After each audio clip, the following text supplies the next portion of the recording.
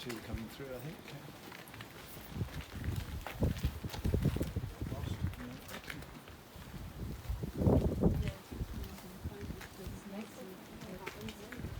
Well done. No, we lost it for a second. No, don't worry. No, great. I know there's lots of very well. And that being a shortcut through to the church. Well, we've done the shortcut, and this is the church. So this is what's left of John Wesley's chapel here. So this one on the end here. If you look from this angle, you can see the church windows have been retained. It's now been made into a house. Built about 1770, but by 1800 they'd fallen out of religion. They always, and they broke away and formed the United Reformed Church, and they built one up by the Docks House, which is now the Chapel Cafe, which is lovely. We'll pass that when we come. So this one gradually fell into disrepair and was eventually made into a lovely house here. But the interesting thing is the cobbles are original, and the two cottages at the end were already here when this was built, so they must be early 1700s as well. And this big one here was where they stayed. So the owner must have been sympathetic to their religion and allowed them to stay here. And so they came about 13 or 14 times, I think. So they would stay here, and they called it Wesley House.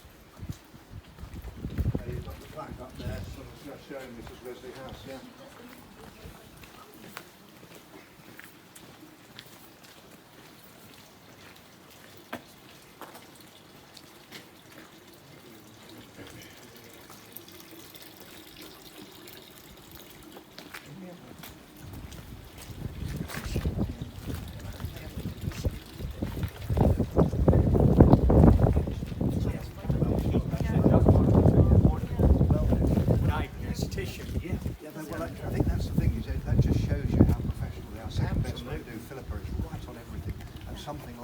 They wouldn't fall down on these diseases. And some of them, he goes into great long sentences, doesn't he, with all these diseases and how he learns. I mean, it's just amazing how he learns it.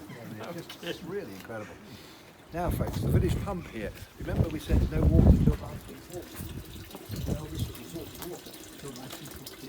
I think the quality of the water wasn't that great, so they probably gave you beer and wine, which was sort of easier and more reliable to make. But that meant they were dehydrated, so the lifespan was much shorter. And if we're talking about short lifespans, we talk about Poldark. And anybody seen Poldark?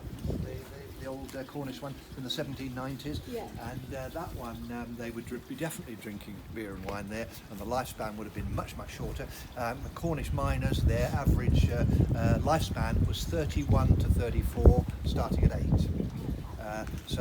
And the girls weren't safe either, because the boys would go down the mines at 8 with the fathers, and the girls would go up on the top with their mothers, and they were called bow maidens, and they would have a trussed table there, and when the big rocks came up from the mine, they'd smash them into smaller ones, put them into the furnace, out would come the ore, and also arsenic and sulphur fumes, which would kill them. But it give you an idea of a little story about how the funding goes and how many people behind the scenes. I was lucky enough to have a part as a miner in Poldark in the first one, and when you got you all kitted out, you had to go outside and stand in front of a historian, and the historian sort of looked you over and said, yeah, okay, got down to the shoes and said, no, they're no good, wrong date, wrong time. So I said, you serious? 1796? She said, yeah, they're wrong. And I had to change 4 times until she was satisfied that the moccasin-y things that they put on me eventually, which they had to borrow from somebody else, were right for that period. So you multiply that times every single extra or supporting artist that goes through, plus all the stars, you can see how many people are involved, how much time, and how much money. Give you an idea, the budget for Doc Martin we think is somewhere around about £1 million an episode, somewhere around about there. So it's 8-ish probably now, because that was a few years ago, yeah. So probably 8 million to do the series. So serious money. So you were in the first Poldark? Yeah, and oh no, this was in the current one, but the first one of them. No sewage until 1960. Sorry? No sewage until No, that's right. Yeah. 1960. 17. Even worse, yeah. Because you see the water here, folks. This is coming down from the moor, and the idea was originally that they would chuck the sewerage in here, and it would go out into the bay and be taken away by the 8-metre tide. And that would do it. But of course they were lazy or uneducated or both, and they just shoved it in the street. Of course that's when the typhoid broke out and they had to do something about it. But the sluice gate here is to stop anything big coming down, any big branches or rocks from the moor, because it all comes from the moor. The moor's up there, the coast is down here, and every bay has its own escape route, and this is Port Isaac. And so that stops anything big. And if there's a build-up of stuff, it's quite high now. If there's a build-up of stuff there, of course it can come right up there. So there has to be what.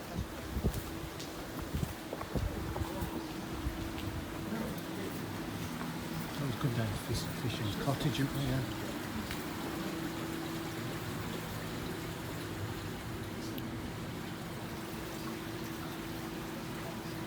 It would have been a real tragedy had they knocked the village down. Oh, God. I guess, well, of course, there would be no Doc Martin would there at the start. That wouldn't happen. But here we have the first time Port Isaac was mentioned in writing was on an agricultural note they found dated 1340. And it said that the Slipway Hotel site here was a sort of warehouse to take hay, straw and grain.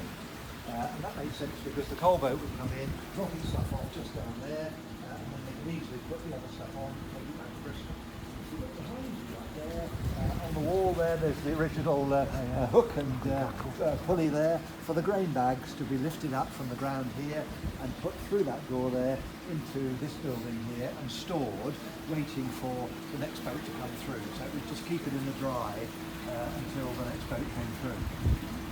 Now, if you want to take a photograph, folks, of this building from this angle, I'll tell you why. Look out for it in Series 9, because there was a secret scene done about a fortnight before the end, and they kept everybody away, wouldn't allow anybody anywhere near it, and they painted the ground floor and the first floor black, and it became a funeral parlour. Oh, don't tell us. Who is it? Who is it? We don't know. If we knew, we'd all have to kill each other, which would be a real shame. And the following morning, they painted it straight back to green. I saw Louisa scuttling away as I had a tour coming through, and so she was involved. And they wouldn't even let the official photographer do it. But he came down at 2 o'clock in the morning when nobody was looking with a light on his head, looked through the window, took a picture of the coffin. So, but we don't know who was supposed to be in the coffin. Somebody said, well, probably it's Dame Eileen because she's 84, 85 now, I think. But I said, no, I don't think so. Because she loves the programme, and she's one of the sprightliest members of the crew anyway. And quite honestly, I wouldn't want to be the one who told her she would stop being involved. That would be Philippa's job, and it wouldn't be an easy one. And she's a great part of the series because she took over from Auntie Joan. And that was quite an interesting story because she got a part in Coronation Street, which was like soap, so 3 or 4 days a week. And she went to Philippa, and I think she thought that Philippa was going to say, don't go, you have some more money, Philippa said, bye. So brought in Dame Eileen Atkins. And of course she's marvellous because she has that little bit of Asperger's, a little bit aloof, isn't she? Yeah. But on the other hand, she can talk to Martin, so she's that link between Martin and reality. So it's very, very cleverly done, and they wouldn't want to give that up, I'm sure, unless she had to leave or wanted to leave for some reason. That would be the only thing. But I mean, from a health point of view, she looks to be in pretty good shape, and we certainly hope she carries on. We're thinking it could be just something locally. Because they had a proper funeral director, and so we think it could be maybe Louisa's mother, perhaps, or perhaps one of the children in an accident or something. So we just got to wait and see. But an interesting one, secret scene, try and keep everybody away. What's going to be? Episode 3 tonight, isn't it? Yeah, episode 3 tonight. So that's another 5 weeks before we get to find out that one. Now, this one here, anybody recognise this one? Pharmacy. Pharmacy. Well done. Now, Pharmacy, Series 2 and 3. I know it was Series 3, and I'm pretty sure it must have been Series 2 as well. I'm waiting to see an old one of Series 2 to just check that. But I know they only had 2 beforehand, so even my maths can work that out. So I think Series 2 and 3. So the pharmacy window here, and the door in through here. And that's how they did it. But in those days, they were looking to put their roots down somewhere, because they didn't want to keep changing it every time, because they wanted continuity each time. So they were desperate for people to say okay, but they'd done it once, and people would say, oh no, I'm not doing that again. And what an upheaval, you know, it's not worth it. And the same thing nearly happened with the proper pharmacy now. So from series 3 onwards, series 4 onwards, we've been in the proper pharmacy, which is the real one, which everybody knows as the pharmacy. And when I came on the scene to work there, they just finished the once, and the owners said, "Oh, we're not doing that again." And I said, "You're crazy! You've got to do it again." I said, "This is going to go on for ages, years and years." And they said, "Oh, it'll be finished next year." I said, "No, it won't. Let's see you lot out." And they said, "Oh, well, you deal with it then, mate." So for the next 5 series, I dealt with Johnny Bamford and did the negotiations so that they could keep it as the pharmacy. Well, it's a very difficult job, as you'll see when we get in there each time. It's a huge job, but they've got the continuity in a lovely building, and it's now become an iconic building around the world, which is District Pharmacy. It really has. So now, of course, they're very pleased that they did hang on in there, because it will always be the pharmacy forevermore. And that continuity, they want as much, and they want to use locals as much as possible. And when they had their original lady in, she was one of their own casting ladies, and she would pick the people, and she would picking local people, because Doc Martin wanted to see, or wanted local people to be seen each series to show they were locals. So he said, "Oh yeah, but when the new lady came in, she's a proper agent, and she'd got hundreds of people on her books, and she started bringing them in from farther afield. And that dissipated, which was a shame, and it put a few noses out of joint in the village with the people who thought they were just going to come in each time. But it's just progress, and just how it goes. But the original casting lady, she was quite a harridan, because I remember when they did the wedding scene, which was out on the moor on Alton Church, and absolutely fabulous day. But it was March, and we were freezing, absolutely frozen, and they took all our coats away and everything, because it was supposed to be August. And everybody was shaking. but the interesting thing was, we were about 240 extras that day, and there was about a dozen of them that were grumbling all morning, because they were just sitting there doing nothing.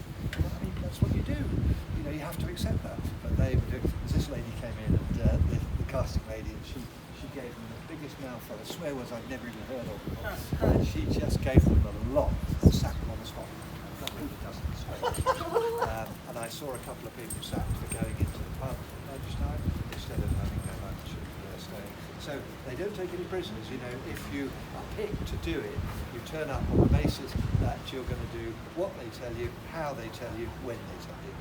You get paid at the end, thoroughly enjoy it, and it's great for me, because what I can do is see how they do all the things, and then I can make some notes, and then I can tell you, and you come round and have a look at it.